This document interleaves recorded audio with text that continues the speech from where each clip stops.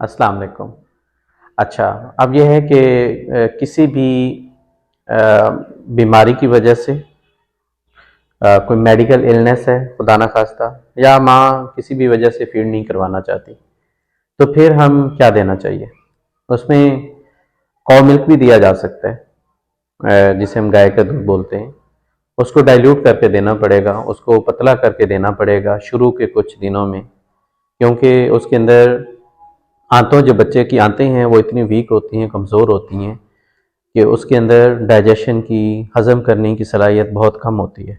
और cow milk के अंदर एक प्रोटीन होती है कैसीन, जो कि बहुत ज़्यादा बदहज़मी करती है आम ज़बान में बोले तो इसलिए हम काउ मिल्क भी दे सकते हैं आप शुरू के दिनों में, लेकिन काउ मिल्क रिकमेंडेड नहीं है।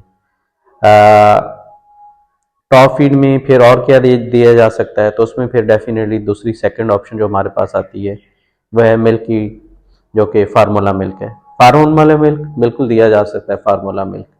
और उसको देने की ये भी वजह है कि वो फोर्टिफाइड है, यानी कि उसके अंदर रूटीन के जो हमारे दूध के अंदर कंपोजिशन होती हैं, आयरन है, फास्फोरस है, कैल्शियम है, मैग्नीशियम है, या बाकी फॉलिक एसिड है, वो सारे अज्जा इसके अंदर भी दूध के अंदर मौजूद होते हैं, ना सिर्फ गाय के दूध में बल्कि डब्बे के दूध में भी। लेकिन प्लस डब्बे के दूध को ना फोर्टिफाइड किया गया है। फोर्टिफाइड का मतलब है कि उसके अंदर ऐसे अज्जा डाले गए हैं जो कि गाय के दूध में मौजूद नहीं है, जिसमें DHA है, RARA है, इसी तरह कुछ और FSO है,